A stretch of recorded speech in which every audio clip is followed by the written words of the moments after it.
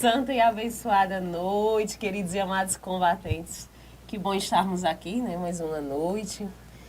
Trouxemos hoje um convidado muito especial, né, Hugo? É isso aí, santa e abençoada noite, queridos e amados combatentes. Hoje nós trouxemos um convidado especial, uma comunidade, fundador de uma comunidade irmã, de uma comunidade que está aqui sempre conosco. E já conhecido, né, Sim, pelos combatentes. Já conhecido pelos combatentes. E eu deixo para que ele se apresente, fale aí um pouco e se apresente aí para nós aqui, sobretudo dos nossos combatentes que nos acompanham aqui no Conversa em Família. Amém. Santa noite para você que nos assiste. Seja muito bem-vindo. É uma alegria estar aqui com vocês hoje. Meu nome é Arno Dantas, eu faço parte, sou fundador da comunidade Mãe da Eucaristia. Glória a Deus. Sou casado com Rafaela, pai de 2 crianças, Clara Sofia e Augusto Miguel. Além de missionário, sou professor de uma escola da rede estadual, professor de Química. Talvez nem todo mundo gosta, mas professor de Química. É uma alegria estar aqui. Arno, a alegria é nossa, é um prazer grande, imensurável para a gente ter você aqui com a gente. Assim que a gente fez o convite, né, Luíra? Aceitou prontamente. E é uma alegria. E mais ainda saber dessa sintonia, dessa harmonia entre nossas comunidades. E hoje a responsabilidade é maior, Luíra, porque nós temos o fundador da comunidade aqui. Hoje eu vou ficar mais quieta, viu, André? Vocês vão ver, hoje eu vou ficar mais assim. Olha, Arno, aqui a gente tem que, quando vai chegando próximo, eu tenho que dizer, Luíra, calma, porque ela se empolga, ela conversa e tudo, mas... Só às vezes, né? Pregadora, É conversadora mesmo, ela gosta de conversar. Ela se sente bem aqui conversando em família, falou de família, ela se empolga, né, Luíra? Porque esse é um assunto, né, que é como nós sempre trazemos aqui, é um assunto que a gente vivencia. Sim. Então, falar do que a gente vivencia nos deixa, de fato, em casa, né? Porque quando a gente fala daquilo que a gente não conhece, tem aquela trava, mas quando a gente fala do que gosta, do que vivencia, é se sentir em casa, né? Como a gente sempre fala. É verdade. E a gente sempre gosta de trazer essa leveza, né, para o podcast, para as pessoas se sentirem em casa. Sempre quando a gente olha os comentários, as pessoas sempre se enquadram, se encontram ali na frase, se encontram na pergunta, em tudo. Então, trazer os combatentes, né, mesmo estando do outro lado, eles se sentem aqui com a gente, né? É verdade. E eu acho assim, o tema de hoje é forte. A gente conversou aqui com a Arno e nós, né, conversamos e a inspiração foi essa, Arno, de falar de fortaleza, de falar do que é ser um homem enquanto pessoa, né, uma mulher, um homem forte. E aí eu já passo a bola aqui pro Arno, né, nosso convidado, para que ele nos diga assim, nos introduza do que é ser uma pessoa forte, Arno. Veja, é um tema muito interessante, muito pertinente, né? Especialmente para a realidade que nós vivemos hoje, de famílias fracas, de pessoas fracas. Né? Eu estou em sala de aula há mais de 10 anos. E aí eu percebo como os jovens chegam fracos porque falta uma postura de autoridade daqueles que estão em casa. Nós percebemos, por exemplo, os pais querendo ser muito amigos dos filhos, enquanto que os filhos não precisam de amigos, amizade com os pais, mas de segurança, de fortaleza, de alguém que modele o caráter. Né? De fato.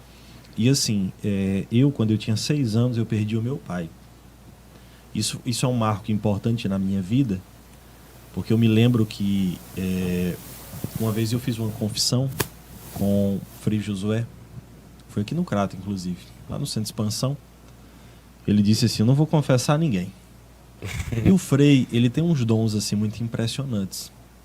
Mas eu estava lá depois de uma adoração e ele passou no corredor e voltou. E disse, você está bem? Eu disse, estou. O senhor pode rezar por mim? Aí ele começou a me confessar.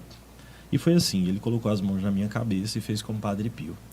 Ele foi dizendo meus pecados. Forte. Foi muito forte. Eu não disse nada.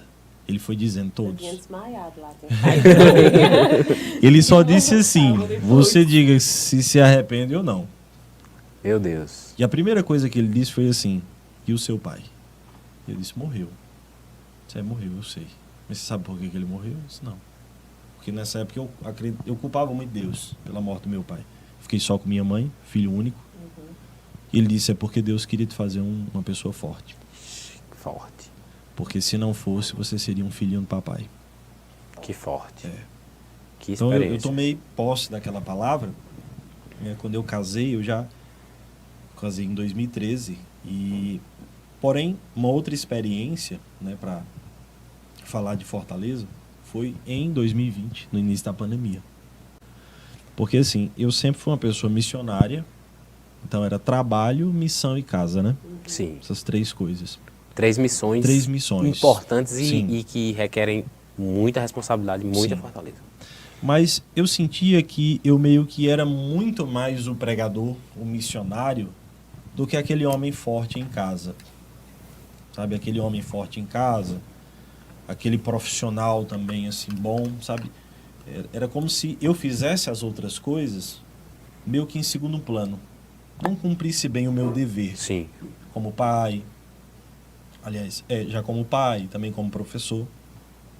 Entende? Interessante. Eu me via mais como o homem que rezava, espiritual, né? O foco maior era no espiritual. E aí, quando começou a pandemia, eu comecei um processo depressivo. Por quê? Porque fechou a igreja e fechou a escola. Fechou tudo que eu fazia. E aí? E aí? Tô em casa. Comecei a fazer live como todo mundo. Todo dia eu chorava, quase que o dia todo. Todo dia eu fazia live dizendo para as pessoas serem fortes. E eu me lembro que Nossa Senhora falou comigo e disse assim, eu vou te fazer um homem forte nesse tempo.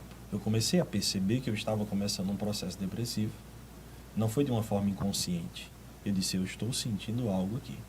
E eu vou vencer isso em Deus. E Nossa Senhora disse assim, mas eu vou te tornar um homem forte em todas as áreas da sua vida. Então comecei a escrever. Montei um caderno. Eu gosto muito, por exemplo, de Nárnia, não sei se vocês já viram. Sim. Gosto muito do Aslan, né, que é a figura de Jesus. Coloquei o Aslan na capa e escrevi assim, caderno de guerra. Porque seria uma guerra.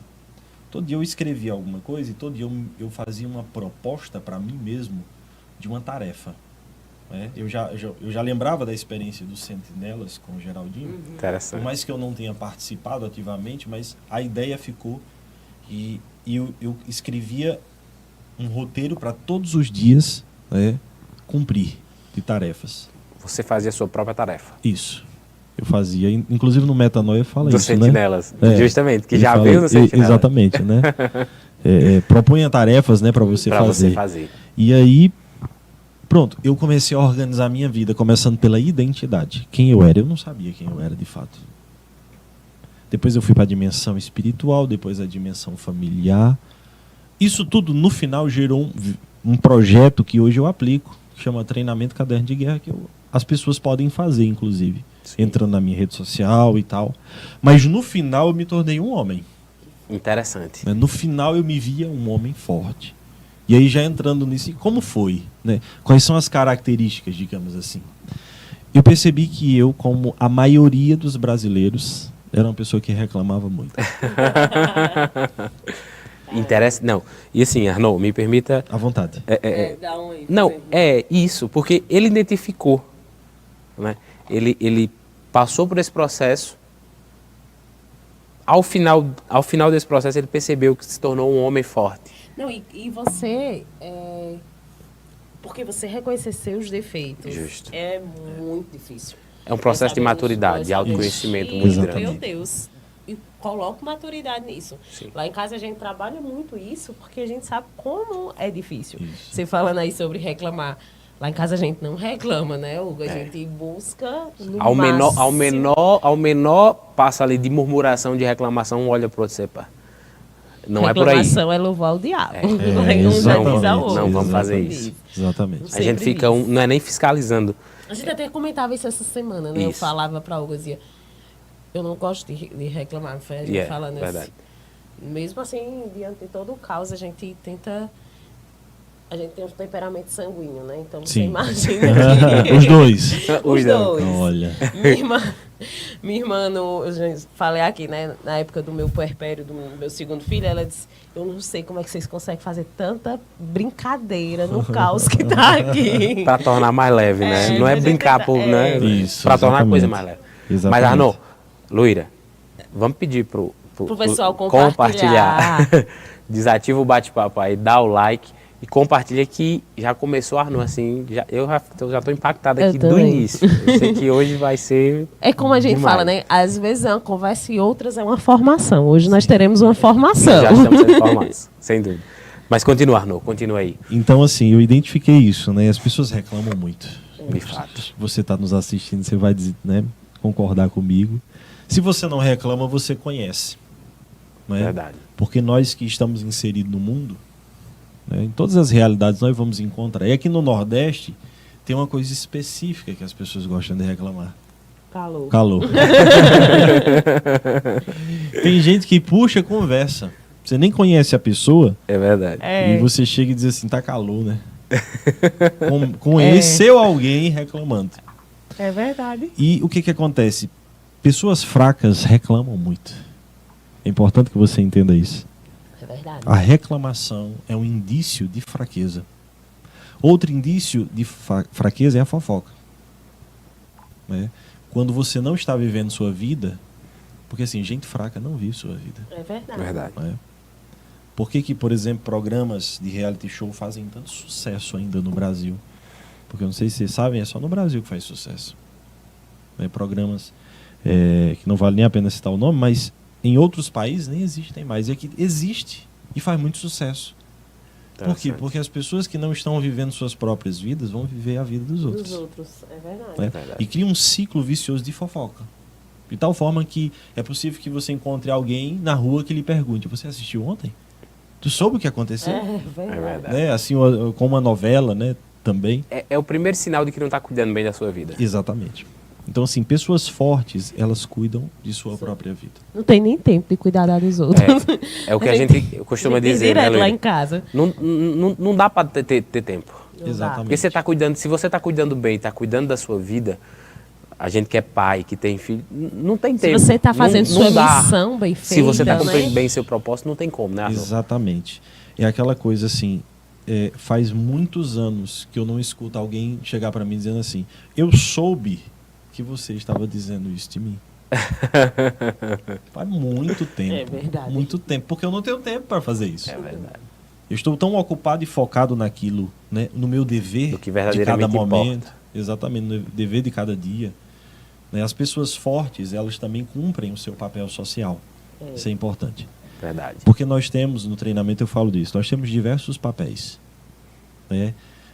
A gente fala das 7 áreas, né? Sim. Ou 7 dimensões. Mas em cada dimensão existem os papéis. Então, por exemplo, na dimensão familiar, eu sou filho, pai, esposo.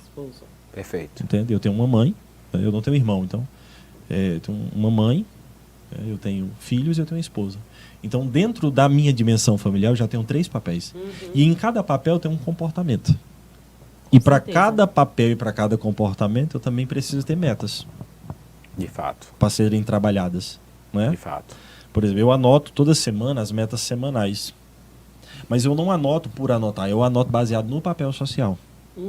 Então, por exemplo, me lembro que... Vocês estão anotando tudo também, né? Já disse que hoje é uma formação.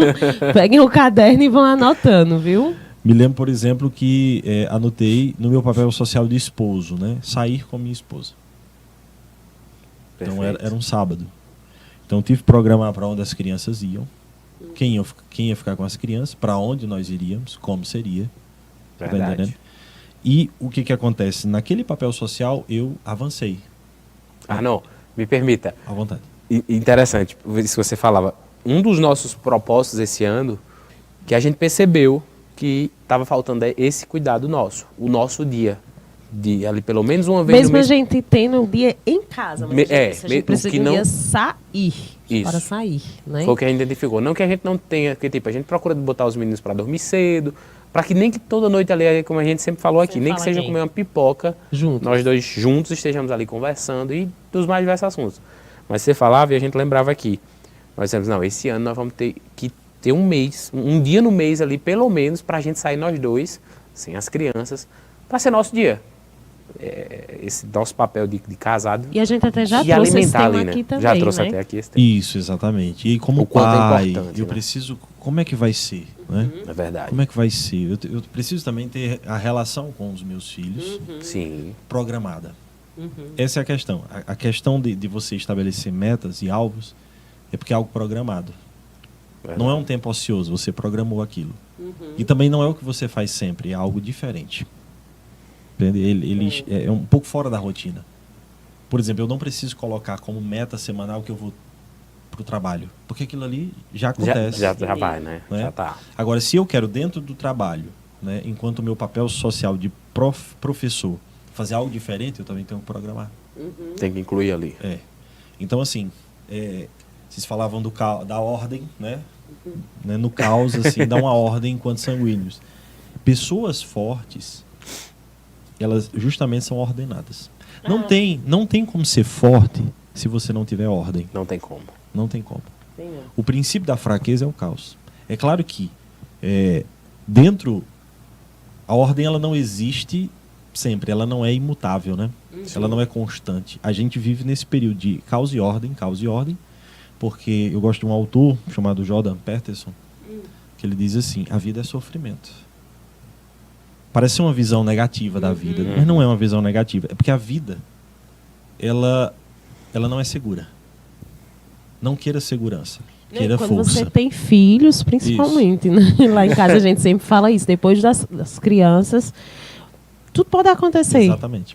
E lá em casa a gente sempre fala, né? Parece que quando a gente consegue ordenar tudo assim bem direitinho, aí um adoece, Exatamente. por exemplo. Exatamente. Aí instala o caos. Isso.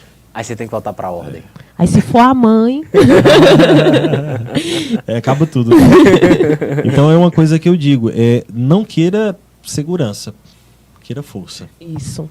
Arno, eu lembro até do Reels, do fundador, que ficou muito, assim, foi um dos Reels que mais explodiu, digamos assim, que é interessante, ele fala justamente isso, ele diz, quando você vê a ausência de estabilidade que tem no mundo, e nas coisas do mundo, você vê que só sobra Deus. Né? E como é importante ter Deus para quando você perde sua ordem, para quando você perde ali suas seguranças e você sabe que Deus está ali, cuidando. Mas é justamente isso, né? As pessoas acham que elas têm controle sobre tudo. Isso. É nosso justamente desejo aí de querer que controlar. a gente... Você imagina, né? No período da pandemia, quantas pessoas entraram em depressão justamente por isso. Porque pensava que estava ali tudo sob controle e, de repente, você não podia nem sair. A coisa mais simples que a gente consegue fazer é sair. E as pessoas não poderiam mais sair. Nós não podíamos mais sair. Eu fiquei de boa, né? Eu adoro ficar em casa. Eu quis se deixar.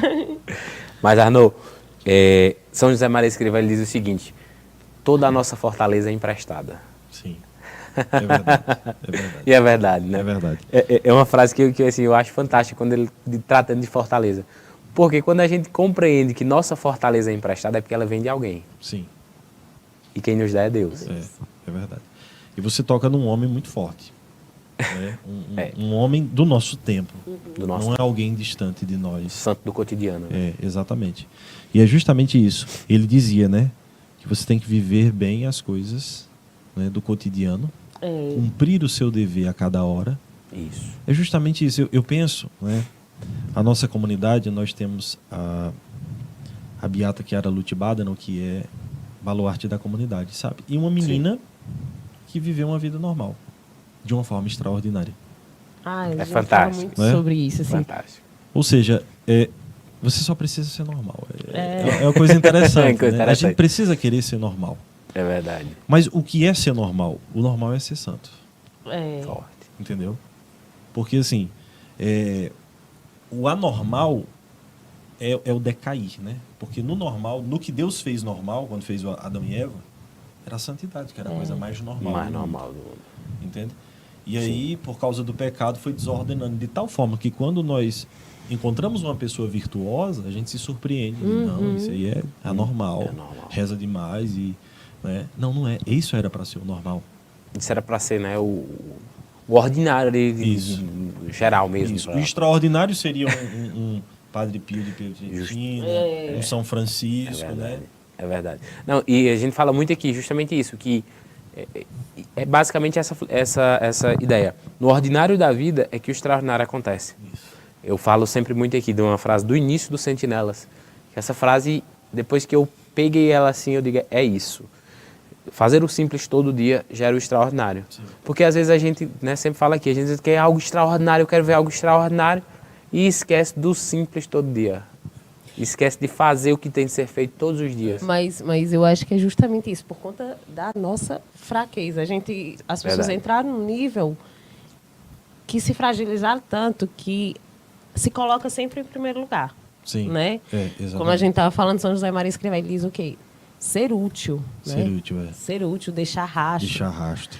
Então, eu acho que isso é um dos pontos da fragilidade. As pessoas estão mais preocupadas também em você, né? Porque, por exemplo, né, eu falo muito no sentido de ser mãe. Hoje em dia a gente vê muitas mães reclamando da maternidade. Aquela frase bem comum que hoje em dia a gente escuta muito. Eu amo meus filhos, mas eu detesto a maternidade.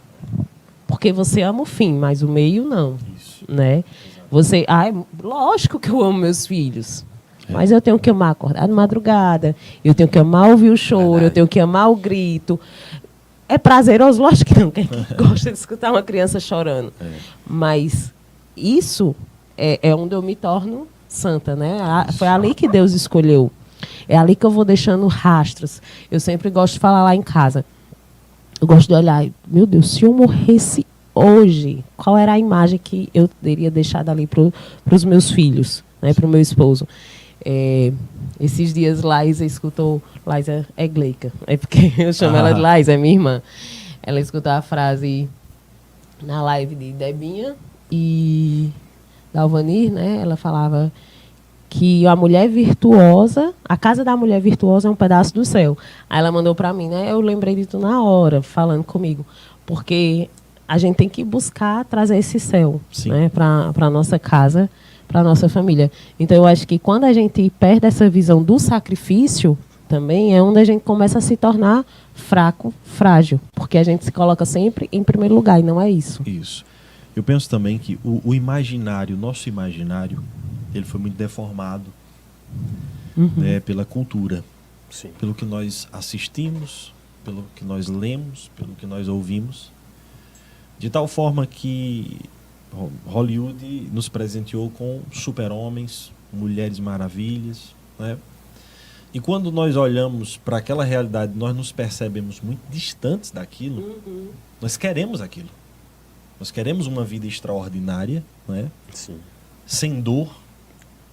Né? Eu não sei se vocês sabem, mas o super-homem, quando ele foi criado originalmente, ele não tinha nenhuma fraqueza. Ele era invencível. Ele, com o olhar, ele podia destruir até planetas. Aí as pessoas acharam ruim. Porque ele era muito distante do que as pessoas são. Ele não tinha nenhuma fraqueza. Aí foi aí que criaram a fraqueza dele com a Kryptonita, esse tipo de coisa. Entendi. Então, assim, o nosso imaginário ele foi muito mal formado. De tal forma que nós queremos coisas extraordinárias sem esforço. Sem pagar o preço. Sem pagar o preço. Nós não queremos a labuta do dia a dia, do fazer todos os dias, né? Vencedores fazem todos os dias o que fracassados fazem ocasionalmente. Pois é, nós não queremos isto fazer todo dia, acordar cedo, por exemplo, né? De ter rotina, porque é isso que vai fazendo você forte. É verdade. De um ponto de vista muito prático, né? Homem e mulher, eles trabalham a força de uma maneira diferente, a fortaleza. Né? Para o homem, a fortaleza interior ela está muito relacionada também à fortaleza física, à força física. Então, eu digo muito para os meus alunos, se você começa a fazer academia, você começa a fazer uma arte marcial, isso já muda a tua cabeça. Você já começa a se sentir mais forte. Você percebe em si mesmo uma força. A mulher está muito relacionada à estética. Se ela se veste bem, se ela se arruma, ela começa a se sentir mais verdade. forte. Isso é verdade. Eu digo, Confirmando aqui. Se eu não arrumar meu cabelo, meu humor não vai ficar bom. Tu tá vendo aí, né, Andréia? Eu disse às meninas aqui, eu disse, olha, não tire foto minha enquanto meu cabelo não estiver arrumado. Então tem isso, né? É verdade. Tem essa primeira dimensão, que é física mesmo, porque nós somos um corpo também. Nós não somos só um corpo, mas nós somos um corpo. Depois vem a dimensão do serviço, que você colocou. Quanto mais eu sirvo, quanto mais eu sou útil, mais eu me torno forte. Por exemplo, se eu sei fazer alguma comida e eu chamo amigos para minha casa e eu faço, eu já me senti útil. Aquilo já me dá. Né? Eu sou a pessoa que faz tal comida e faz bem. Então isso já me dá uma utilidade e isso me torna uma pessoa forte. Arno, é interessante porque é uma lógica totalmente contrária ao que o mundo prega. Totalmente contrária ao que, né, a gente vê. Não, eu em primeiro lugar, não vou fazer por mim, não faça pelos outros. Interessante, a lógica é totalmente oposta. A lógica de Deus é totalmente contrária. Eu não sei se é Santo Afonso que dizia, como é que você deixa de pedir a um Deus que dá tanto, e quanto mais ele dá, ele não fica... Aí ele compara aos homens, né? Quanto mais Deus dá, ele não fica menos rico em graças, em bênçãos. Ele fica muito mais. Os homens não. Os homens, quanto mais derem, falando materialmente, mais pobres ficam. Fazendo essa comparação com Deus. A lógica é totalmente contrária. Isso, exatamente. A lógica de servir, de ser útil. Exatamente. Quanto mais você serve, quanto mais você dá, mais você se fortalece, mais útil você se sente, melhor você se torna, né? Isso. Fazer coisas é importante. Verdade. Né? Por exemplo, a mulher está em casa, né? Não conseguiu um trabalho. Olha, mas se você começa a fazer coisas, comida para vender, você já começa a se sentir mais forte. Verdade. Porque também entra uma outra questão, o resultado. A entrega de resultados também nos faz fortes. Com certeza. Né? Com certeza. Uma pessoa que não trabalha e ela começa a trabalhar e receber, ela se sente outra pessoa. Isso dignifica o homem, a gente fala, né? O trabalho dignifica o homem. Então, de fato, o trabalho o torna mais forte. Então, perceba que são coisas absolutamente simples. Comecei a academia, comecei a me arrumar melhor. Eu não estou falando nem do ponto de vista espiritual. Né? Do ponto de vista apenas humano. Nós não estamos entrando na esfera espiritual ainda. É só o ponto de vista humano mesmo. Comecei a fazer coisas, comecei a me dedicar, comecei a cumprir bem o meu papel social. Pronto. Agora, fazendo tudo isso, eu chego num certo ponto. E eu só passo desse ponto com o meu relacionamento com Deus. Que é aí onde entra a virtude. Como é importante. Né? A virtude é o hábito, a definição de virtude. Hábito operativo bom. Isso é virtude. Fantástico. Então, assim, a virtude chega quando os meus dons humanos já foram aperfeiçoados humanamente e agora depende de Deus. Existe uma parte da virtude que até é humana. Ali, né? Exatamente. Até ali, daqui é com Deus. Exatamente. E aí onde eu começo a viver uma vida extraordinária.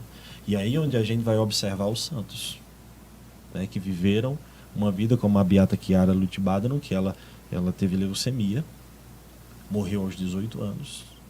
E as pessoas iam visitar ela e saíam melhor. Porque ela é que fortalecia as pessoas. Diante da morte, é uma coisa que eu gosto de falar muito. Quando é que eu vejo uma pessoa forte?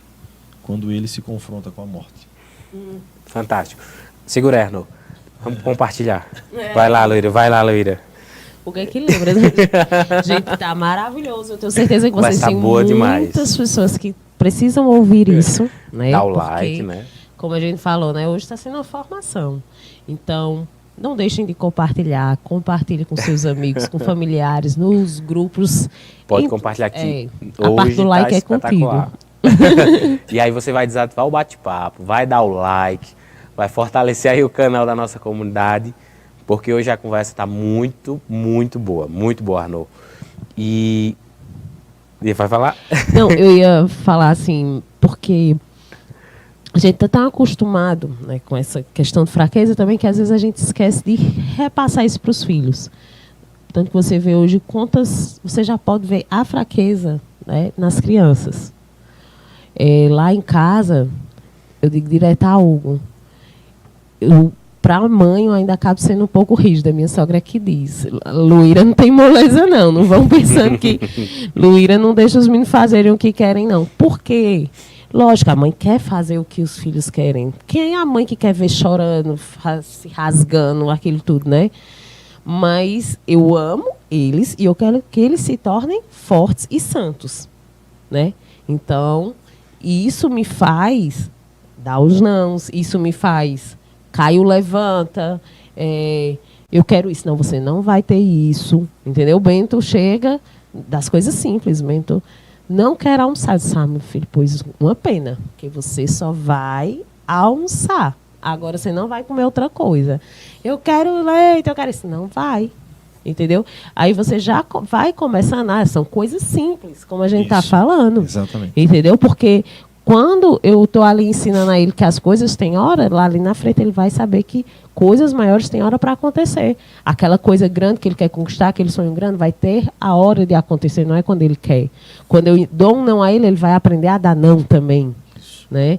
Então a gente já vai formando eles de pequeno mesmo. Cedo, né? Porque a gente, como você falou, os pais pensam que são amigos. A gente comentava isso essa semana, né, amor? Eu estava falando. Um dos problemas hoje em dia dos pais é pensar que são amigos dos filhos. Amigo é quem? Amigo é quem esconde quando faz errado. Ter intimidade, no sentido dos seus filhos confiar em você, é diferente de ser amigo. Amigo, eu não preciso que eles sejam. Minha mãe é minha melhor amiga. De forma nenhuma. Minha mãe é minha mãe. Meu pai é meu pai. Ele vai dizer não. Se ele fizer uma coisa errada, eu vou ter que contar a Hugo. Mesmo, né? A mãe tem um coração de mãe, gente. Eu tenho um coração de mãe, mesmo tentando ser dura, mas mãe é mãe, entendeu? Mas é porque eu sempre falo, a gente corrige com amor, a vida não. Sim, exatamente. Exatamente. Há um texto que diz assim que o confronto com pais e professores é um teatro. É um teatrinho. Porque eles nunca vão, de fato, fazer tudo o que eles dizem que iriam fazer. Com o mundo, não. Confronto com o mundo, ele é violento. O jovem, por exemplo, ele se submete a muita coisa, a muitas humilhações sociais para entrar em um grupo social. Verdade. Né? Mas ele não se revolta com o grupo social. Ele se revolta e se rebela contra pais e professores. Interessante. Interessante, né? Então, assim, desde pequeno você tem que ensiná-los a fazer as coisas, né? E precisa de muita paciência. Porque, por exemplo, meu filho, vamos fazer uma coisa aqui comigo? Olha, vai sujar tudo, vai dar trabalho, vai quebrar coisas, mas você tem que deixar, porque para ele aprender. Entendeu? Pegue isso, pegue aquilo, faça isso, faça aquilo. E dando confiança e estabilidade, porque é isso, nossa função também é dessa estabilidade emocional. E estabilidade emocional significa que eu preciso permitir também que o meu filho sofra. Eu não posso criá-lo numa redoma. Ele precisa sofrer, ele precisa também entender esse sofrimento que eu dizia. A vida é um sofrimento, não de uma forma negativa, mas porque tem esses altos e baixos. Não, e às vezes a gente, Arnaud, quando fala de sofrimento, às vezes as pessoas tomam uma dimensão de como se não... Está presente na nossa vida, foi presente na vida de Cristo, é presente na vida do cristão. O sofrimento não pode ser algo ruim, não. Interessante, São José Maria Escrivá vai dizer, a grande revolução cristã foi tornar o sofrimento infecundo, o sofrimento fecundo. O nosso sofrimento é fecundo. Exatamente. Entendeu? Exatamente. Quando a gente compreende isso, e aí lembra do fundador, né? Nós somos curados para curar, libertos para libertar. E está lá na carta de São Paulo aos Coríntios, salvo engano. Nosso sofrimento tem um sentido. Isso. Ele não é à toa. Isso. Nós não somos sádicos, né? Não, justamente. Ele não vai fazer. Nós não vamos sofrer por sofrer. Mas há um sentido sobrenatural naquilo. Exatamente. Né? Há uma próxima fase, há um próximo nível. Há algum... E São João Paulo II também vai falar também do sofrimento, dessa ideia do sofrimento fecundo para a nossa vida cristã.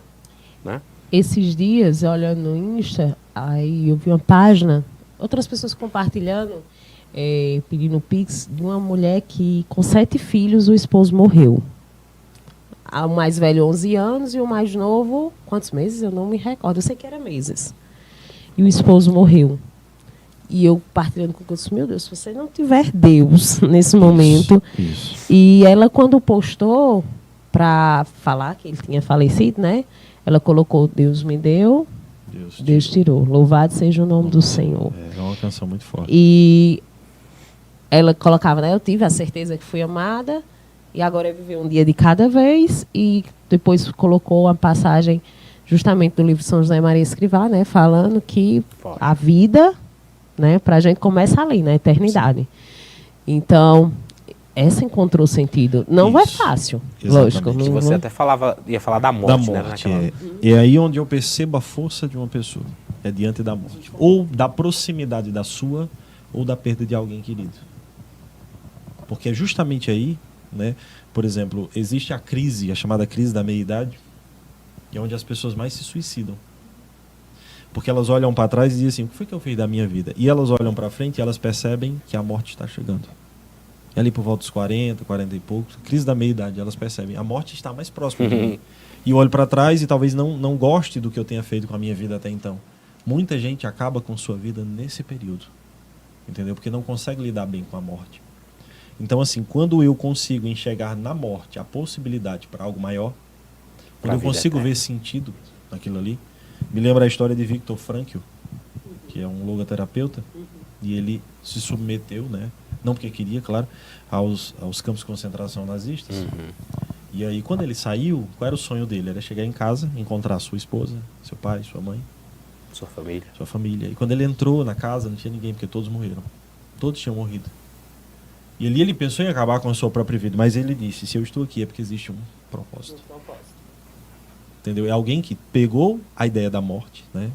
Viveu isso, disse: mas se eu permaneço é porque existe um propósito. E aí você refaz sua vida. Então, assim, eu diria que tudo que eu falei até aqui nos ajuda a chegar até, né, humanamente falando, até um nível, e depois vem Deus. E só Deus é que nos faz fortes o suficiente para lidarmos com essa realidade, de fato, que é um mistério, que é a morte. De fato. Porque por mais que nós entendamos que a vida não é aqui, etc, etc, mas aí, e as mortes trágicas, né? E um filho que alguém matou. Você está entendendo? Sim. Como é que fica, né? A pessoa que não é forte, a pessoa que realmente é fraca, entende? É muito difícil. Isso gera uma instabilidade que só de pensar, você que é pai e mãe, você já fica, né, abalado, uma revolta. E aí onde vem, e Deus, onde é que está Deus? E, né? Onde vem essas perguntas, né? E aí nós entendemos que é a liberdade humana, né? Nós somos livres. Sim. E não é Deus, mas é a liberdade humana. E Arnaud, você falava que às vezes eu vejo muitas pessoas às vezes criticando você foca aí, você falava do mistério, e é um mistério. E cadê Deus? E cadê Deus? A gente, né, que tem uma experiência cristã, tem uma vivência cristã, a gente vai compreender lá na palavra mesmo, que diz que tudo concorre para o bem dos que amam a Deus. Tudo vai ter algum sentido. Ainda que naquela hora, perdi meu filho, perdi. E a gente sabe o amor que tem pelo filho, nem assim, como você falava, você só imaginar você já fica. Mas quando você, e aí é interessante, quando você tem essa experiência com Deus, que eu acho que aí vai chegar Deus, e essa sua visão de que Deus vai tirar algum bem muito maior disso. Como? É um mistério. A gente tornar fecundo, né? Tornar fecundo, e a gente não vai ter aqui uma explicação racional. Por que tirou meu filho? Por que aconteceu?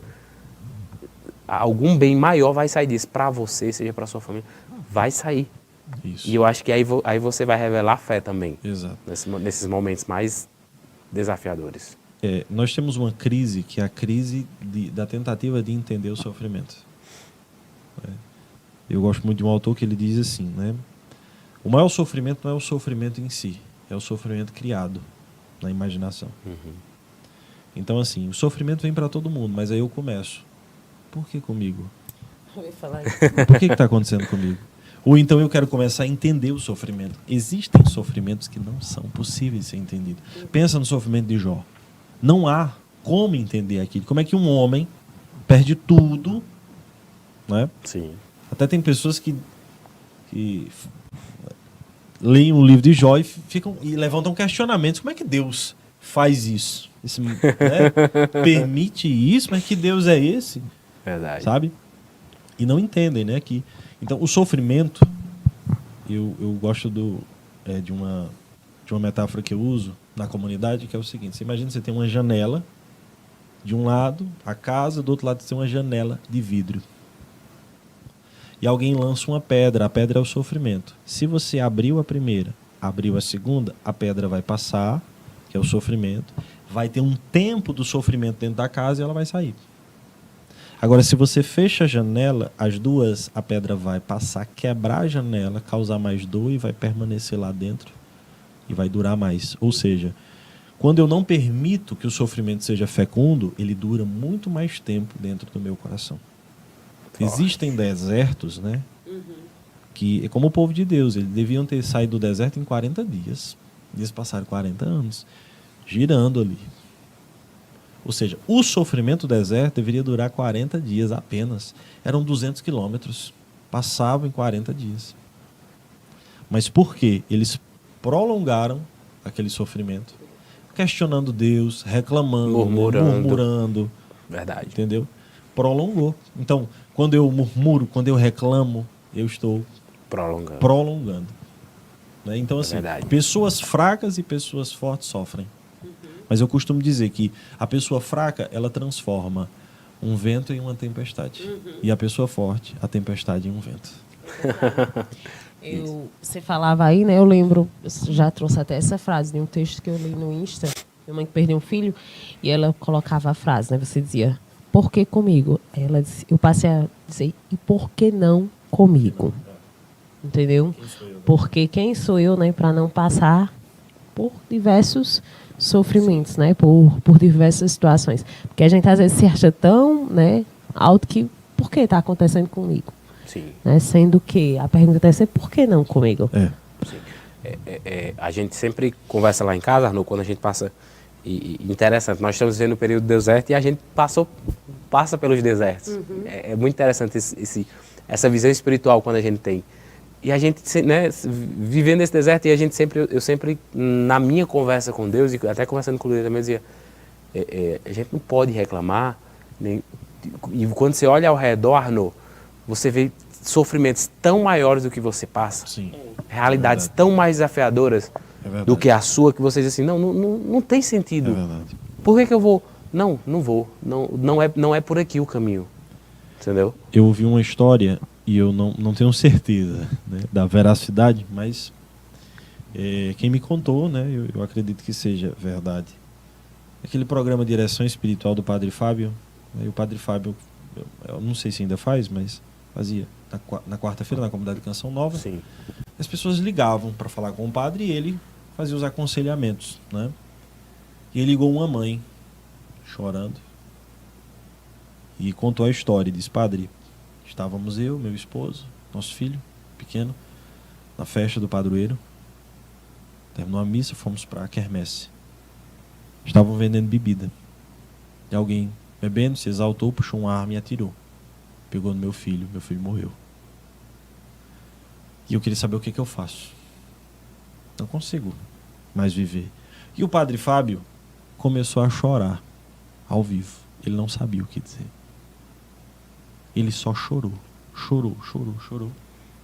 Aquela mulher, diante do choro, começou um processo de cura. E ela criou um movimento depois para ajudar mães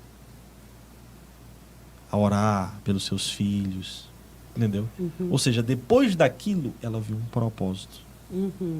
Interessante. A perda aconteceu, ninguém vai recuperar mais.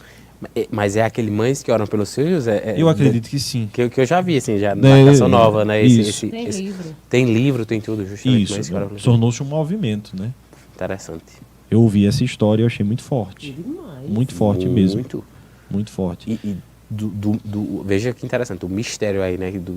Desse sofrimento sai um propósito grande. Exatamente.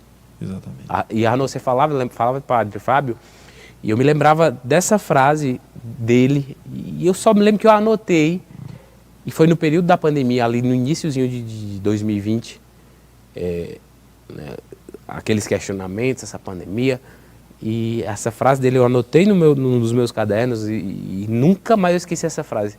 Que perguntava, onde está Deus? Fazia justamente essa pergunta, cadê Deus? Nesse momento de pandemia, tantas pessoas morrendo. E ele sabiamente dizia o seguinte, Deus está no mesmo lugar que ele estava quando crucificaram seu filho. Amém. Verdade. Né? Muito forte. Fortíssimo. É verdade. Porque às vezes, onde tá, você falava, né, as pessoas, onde está Deus? Deus está no mesmo lugar onde crucificou. E entra aquela história do nosso fundamento cristão. Tem algum bem maior, nós vamos sair disso. Isso. Nós vamos tirar dessa realidade. Isso, é verdade. Quem viveu o processo da pandemia, com certeza se tornou pessoa melhor. Isso. Claro, muitas pessoas morreram, claro. Tudo, né? E nós caminhamos para a vida eterna, né?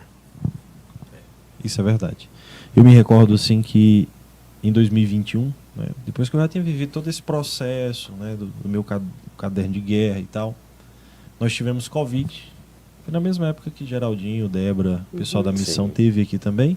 Nós tivemos primeiro, depois foram eles. E não tinha vacina, não tinha nada, né? A gente já acreditava que estava acabando, né? Foi início de 2021, mas foi muito forte. Minha mãe quase morre, minha sogra até hoje faz hemodiálise por causa da Covid. E nós ficamos muito atolados em dívidas. Porque assim, hoje não, você tá com Covid, ficou uma semana em casa, pronto. Resolve, né? Resolve. Mas na época eu lembro que era assim, tinha que fazer uma bateria de exames para ver umas taxas. Aí batia a tomografia dos pulmões para saber como é que estava, comprometimento. Fazia isso antes e depois, né? Aliás, durante e depois. Então, era uma coisa complicada. Sim. Né? E aí, quando chegou em agosto, julho para agosto, eu estava financeiramente acabado. E era justamente a última dimensão do caderno que eu não tinha feito. Eu não tinha feito. Porque eu não me preocupava com isso. Eu nem cuidava das finanças da minha casa, era minha esposa que fazia. Minha preocupação era missão. E ela tomava de conta.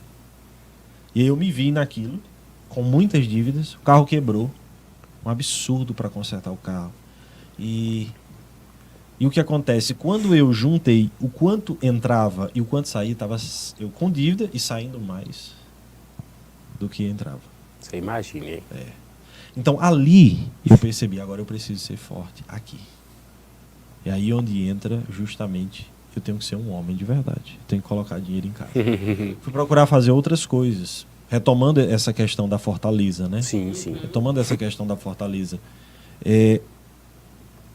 O quanto você gera de resultados. Isso também te faz uma pessoa forte. Com certeza. A geração de resultados. O dinheiro que você coloca em casa. Esse tipo de coisa. E aí, para os dois. Entendeu? Sim. Respeito muito, né, quem só um trabalha, etc. Na verdade, os dois sempre trabalham, né? Não tem isso. Mas assim, lá em casa, assim, os dois tentam gerar esse resultado financeiro. Sim. Entendeu? Então, assim, eu diria que fazendo um resumo, né, da sua pergunta, né, então, o trabalho da força, da estética, de não reclamar, de não fazer fofoca, de viver o seu propósito, de viver o seu papel social, né, de gerar resultados. E Deus. E aí eu coloco Deus por último, porque às vezes nós vivemos uma fé muito romantizada e fantasiosa. Onde nós achamos que Deus vai resolver tudo. Entendendo que, na verdade... Vamos ficar aqui, não, entrega... exatamente. Não, você falou, é interessante, quando eu costumo conversar com alguns amigos que não têm essa experiência de fé, às vezes você fala tanto de Deus... mas assim, eu falo de Deus, mas eu sei que se eu não fizer a minha parte, se eu não fizer o possível, se eu não me desgastar aqui, não ralar, Deus não vai chegar, Deus não é mágico. Exato. Quando eu digo Deus é porque minha experiência com Deus é forte e eu sei do que Deus realizou e já fez na minha vida. Exatamente. Mas eu sei do quanto eu tenho que fazer a minha parte, porque isso Deus não vai fazer. Esse Deus assim, não é assim, né, Arno? A nossa fé ainda é muito supersticiosa. Eu atendo muita gente e as pessoas ainda têm isso de, por exemplo, todo mundo ficou doente lá na casa de vocês. Meu Deus, está acontecendo alguma coisa. Será que alguém colocou algo? É verdade, é verdade. Né? A pessoa já começa a pensar assim, não é, gente. As pessoas ficam doentes, isso é normal. Doentes, adoecem. Isso é normal e a gente tem que lidar com isso. E, né? eu dizia até, Luíra, e graças a Deus, Luíra, que foi um em cada semana. Não foi Exatamente. todo mundo de uma vez, não foi você primeiro. Então, quando chegou a doença, a Covid pra gente, poxa, milhões de pessoas tiveram, né? Verdade. Por que não vai chegar? Não comigo? Por que não comigo, né? Vai chegar para mim também. Então, assim, por isso que eu coloco, né? Quando nós ordenamos a nossa vida, quando a gente organiza a nossa fé se torna mais madura. Demais. Eu passo a viver uma fé madura, autêntica, provada. Não é essa coisa assim fantasiosa que eu fico viajando na maionese, como o pessoal diz, né? Porque justamente essa fé supersticiosa, ela faz com que as pessoas fiquem chateadas com Deus. Verdade. Quando Deus não atende, por exemplo. Porque diz um santo que se Deus... O pior castigo que Deus poderia nos dar era atender tudo que a gente pede. Entendeu? Imagina. Eu digo, lá em casa a gente tem que ter sabedoria até para pedir. É verdade. E o fundador fala muito, e é Santo Afonso, salvo engano, é Santo Afonso que diz isso. Se for para o bem e a salvação da minha alma. É aí mesmo. O ponto é aí. Eu lembro, Arnaud, que no início da minha caminhada aqui na comunidade, eu estava prestes a ser nomeado no concurso que eu estou hoje, e eu pedia muito, eu disse, Senhor, me dá. Eu me lembro disso. E hoje, quando eu vou pedir alguma coisa, eu digo, Senhor, me dê. Se for para o bem e a salvação da minha alma. Se não for, não me dê. Eu não quero, só porque eu imagino que é bom para mim. Não. Só me conceda, Senhor, se for para o bem e a salvação da minha alma. E hoje eu tenho uma família, né? E ainda se for interesse, né? Exatamente. Porque se não for assim, você evolui na fé. Você para de me dar, Senhor, só me dá. Não é e aí, não é deixar de pedir. Pedis e receberei. A gente tem que pedir mesmo. Nosso Deus é grande. É aí onde entra também uma visão que eu acho que é assim, né? Eu acho que existe uma visão errada, às vezes muito disseminada pelos coaches, né? Eu acho o trabalho dos coaches fantásticos. Eles ajudam muita gente. Mas existe uma visão que é assim, Deus vai te dar tudo. Não vai. Tudo que você quiser, Deus vai realizar todos os seus sonhos. É mentira. Não é bem assim. Eu nasci foi para realizar o sonho de Deus, né? Eu é que vou realizar o sonho. Não Deus que realizará os meus sonhos. Porque de repente, qual é o meu sonho? Eu conheci uma pessoa que o sonho dela era casar. Mas casar com um homem que já era casado. Então, para que desse certo o sonho dela, alguém ia ter que começar um pesadelo, né? De separação. E aí não é propósito de Deus. E veja só, às vezes as pessoas, né, por exemplo, eu quero passar para medicina. A pessoa está lá 5, 6 anos, tentando. 7 anos, 8 anos. Ela pode mudar? Ela pode ir para outra coisa? Pode. Você está entendendo? É justamente isso, para mim, é uma coisa das pessoas fortes. Mudar de rota. Não tem nenhum demérito. Eu queria, não deu certo, eu vou fazer outra coisa. Porque a vida exige isso, né? Eu e minhas circunstâncias, diz Ortega y Gasset. Eu sou eu e minhas circunstâncias. Ou seja, eu estou aqui tentando medicina, né? Sim. Casei, mulher ficou grávida. Vou trabalhar. E se eu não fizer medicina, eu vou ser feliz, porque a minha felicidade não depende de fazer medicina, ou fazer isso, ou passar nisso. Não. Depende da resposta que eu dou diante das circunstâncias que me são exigidas.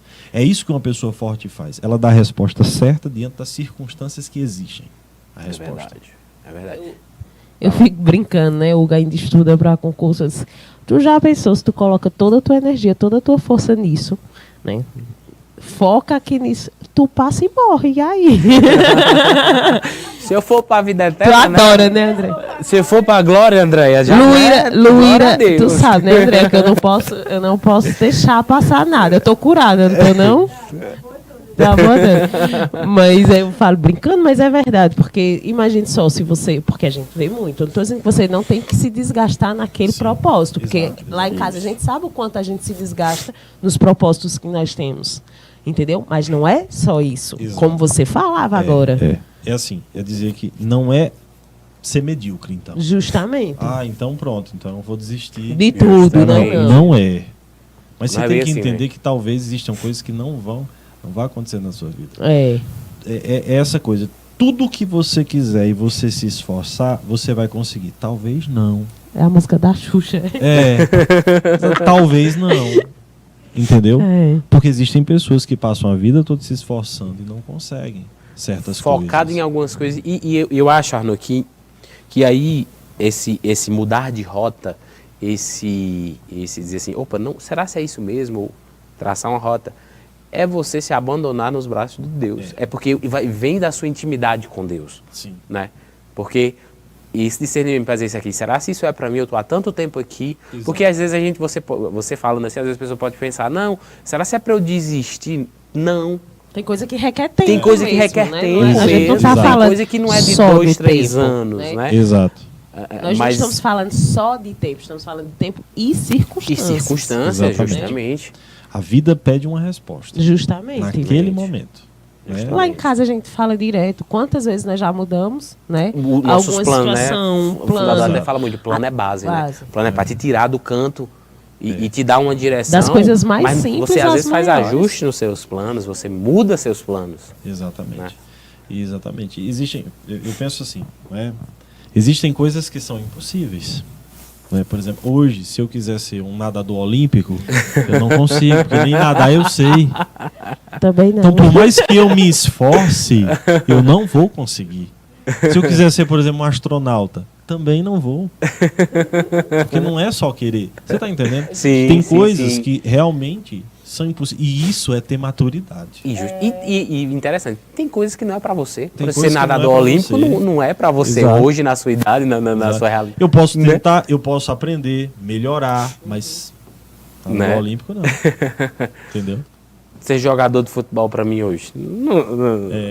Exatamente. A idade, né? Não Não, mas eu permite. sou novo. Não, mas a idade de um jogador de futebol não dá. O auge dele é ali 20 e poucos, 30 anos. Né? André, dá pra tu não também.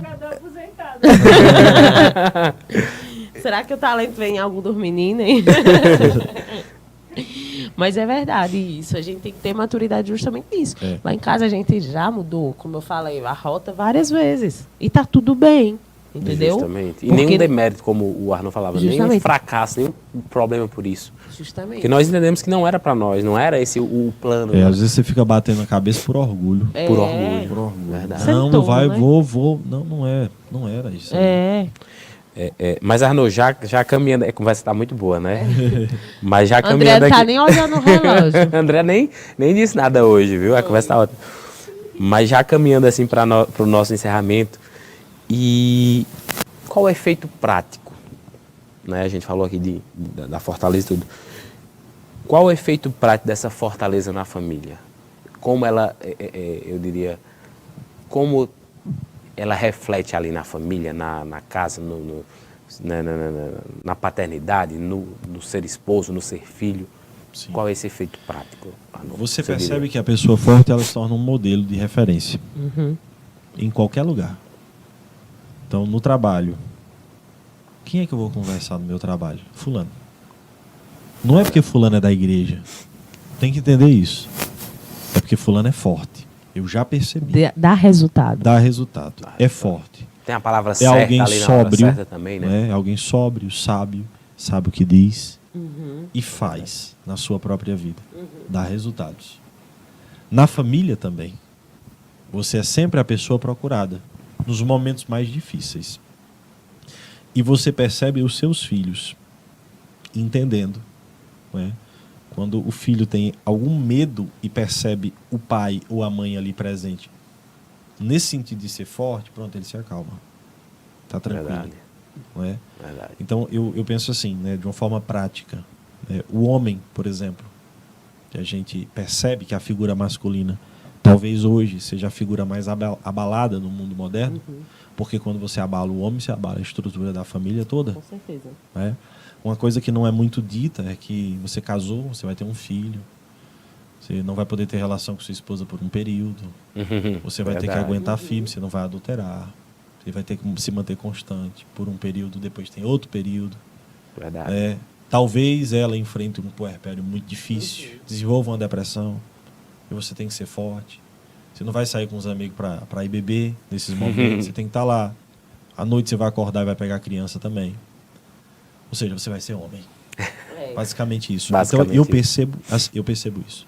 Percebo lá em casa assim, minha esposa é uma mulher muito forte. Mas tem horas que ela não aguenta. E eu sou o porto seguro. Eu tenho que ser o porto seguro. Verdade. Né? Então, assim, uma masculinidade bem vivida, ela também ajuda a complementar a feminilidade. Então, o homem precisa ser muito forte para trazer a segurança para a mulher poder ser forte do jeito dela. Né? No papel dela. No né? papel dela. É uma coisa que a gente até já trouxe aqui, eu até já falei, eu disse, você quer a presença ali, entendeu? Aconteceu uma doença, qualquer problema, é Hugo. Eu até já partilhei, acho que foi quando a gente trouxe Dona Abel aqui, entendeu? É diferente você dizer assim, Hugo tá aqui, Isso. entendeu? Eu estou aqui agora, minha esposa, né, não veio dessa vez. Né? E aí eu organizei tudo de um jeito para que ela tivesse as possibilidades de trabalhar, a criança deixar na avó, etc. Verdade. Mas ela diz assim, por que você vai? Eu vou ficar sozinho. Não, mas tá tudo certo. Não, mas falta você. Falta isso. É verdade. Falta essa segurança. E isso também que você falou, eu sempre falo, eu só consigo exercer o meu papel, né, bem se o Hugo exercer o Exato. dele. É. Entendeu? Você falava isso. Às vezes eu viajo, né? Fazer provas e tal. Aí ele vira, mas ir pra missa, não sei o quê. E tipo, eu organizo, deixo o carro no jeito, o carro abastecido, aquele negócio todo, né? Pra que ela tente ao máximo ali funcionar bem com os meninos, na sogra. Mas eu digo, mas ir pra missa sem você. Mas vá. Né? Tenta deixar ali pra que ela. Eu sei que faz falta, eu sei que a presença, né? Nossa presença ali, mas vá que vai dando certo. Tenta deixar o máximo, né? Pra que as coisas fluam ali também, Isso. né, Arnaud? Isso é verdade. Isso é verdade. Então é isso, assim, de uma forma resumida, é isso mesmo. Então, viver bem a masculinidade para que a feminilidade seja bem vivida também. É verdade. Então, eu entendo que o homem ele tem esse primeiro passo, né? Na criação, em trazer segurança para casa, para que a mãe possa formar bem, né? Cumprir bem sua missão. Você vai entender que a mãe vai passar mais tempo com os filhos. Não é o pai, é a mãe. Verdade. Mas ela vai passar mais tempo bem porque o pai é um homem forte. Não tem nenhum vício, né?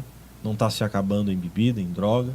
Não está gastando sua energia fora Exatamente. do que ele tem que gastar ali. Isso. E eu digo isso para meus alunos porque assim, tem crescido muito hoje na internet movimentos, né, que tentam deixar o homem, uma caricatura do homem, né? Movimentos Red Pills, essas coisas. E não é isso, eu digo para eles, vocês precisam ser homens. Como é que é um homem?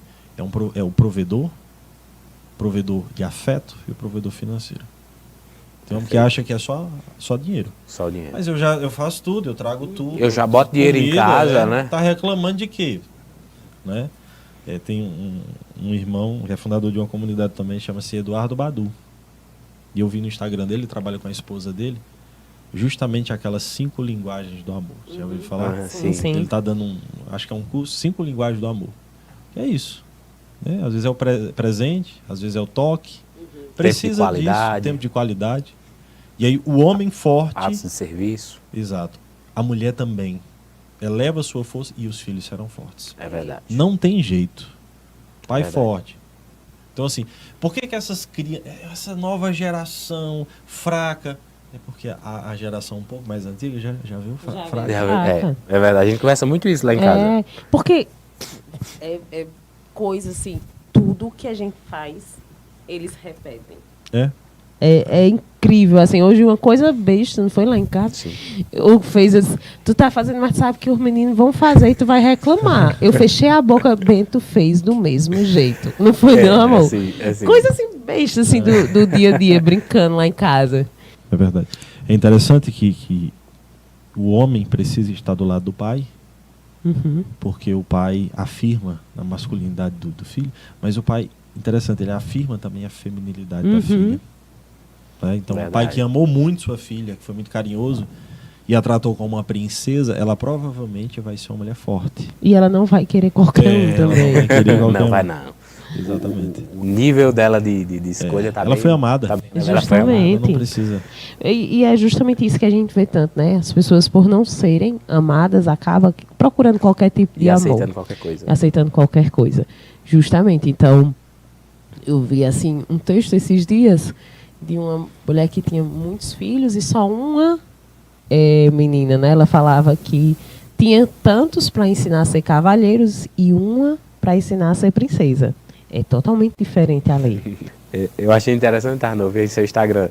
Sua filha, aquele Reels que você postou, ela chorando. Né? Conta aí como foi ali.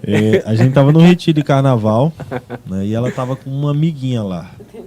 E aí ela chegou em casa e começou a chorar. Do nada, assim, chorando, desesperada. Isso o que foi, minha filha? É porque minha amiga não tem nenhum brinquedo. Chorava, aí foi juntar os brinquedos dela, colocou numa sacola e nós fomos levar até a casa da amiga. Foi lindo demais. Foi muito forte. Muito forte. Ninguém disse nada pra ela fazer. Ela sentiu, né, aquilo e foi fazer. Aí eu diria, é um efeito prático na família. E é isso, eu acho que, principalmente assim, nos filhos, que falta esse senso de responsabilidade, de você entender que você tem responsabilidade. A gente tem mania de dizer, ai, meu filho é o temperamento, meu filho é isso. Não, seu filho é exemplo também. Entendeu?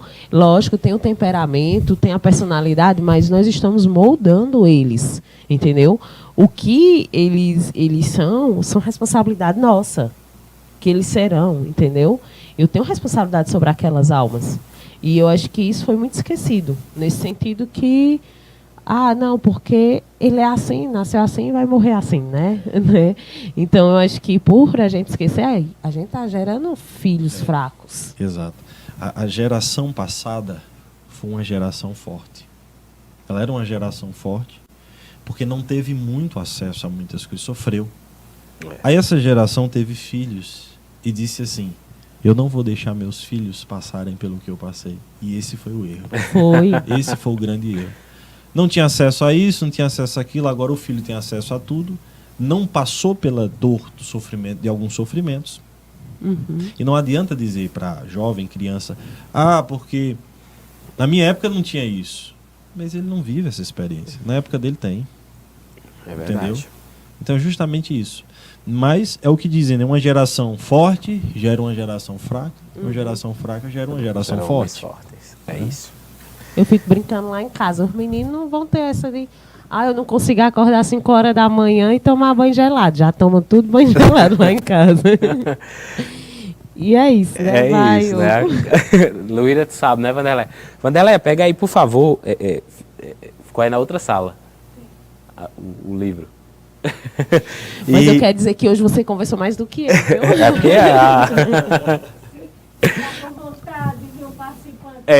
não é só né, Andréia? Andréia tá aí, me defendendo. Mas, foi uma satisfação enorme, nossa. Não, e ainda tinha muita coisa, Não, com aqui certeza. dava 2 horas de conversa, Era. né? E foi um prazer, né, ter você aqui com a gente. E que conversa Queremos boa. mais vezes. Com certeza. Trazer a sua esposa também pra gente, né, fazer Verdade. aqui uma segunda conversa. E a gente do Conversa e Família quer lhe presentear com esse livro, agradecendo sua participação aqui Muito conosco. obrigado, viu? Eu gosto muito do São José Maria Escrivá. Nosso segundo filho é José Maria. José já revela, né, o quanto a gente gosta do José Maria. Dedicatória. Muito bom, viu? Muito obrigado, viu? Muito obrigado. Foi um prazer, Deus viu, ter você aqui abençoe. com a gente. Encerra, né? Fala aí pros É. combatentes. Foi maravilhoso, viu, Arnô, ter trazido você aqui. Como a gente disse no início, de fato não foi uma conversa, foi uma formação. Eu tenho certeza que os primeiros que escutaram fomos nós, Certeza, né? né? Com certeza a gente Ganhou agregou muito. demais mesmo. Com certeza a gente vai assistir outras vezes, porque Amém. você trouxe muita coisa pra gente hoje. Foi uma satisfação enorme, né? Quando eu disse, o Arnô tá aí, vamos chamar. E tudo, a Andréa disse, eita, achou ótima a ideia. E a gente tinha a certeza que seria, né, tão enriquecedor quanto foi. Na verdade, foi mais do que esperávamos, Com né? certeza. Porque Deus Amém. é desses. Então, muito obrigado. Volte outras vezes, Vai ser um de 4 horas o próximo. Mas muito obrigada, viu, Arnô? Eu que agradeço o convite, meus irmãos, né? Agradeço a você que nos acompanhou aqui e envia para alguém agora no final, né? Isso mesmo, eu já ia Talvez dizer. a pessoa não assistiu aqui nesse horário, mas pode assistir em outro momento. É verdade. Deus abençoe vocês, viu? Deus Amém. abençoe, continue abençoando esse projeto que é muito bonito. Amém. Amém. Santa noite. Santa noite. Até mais.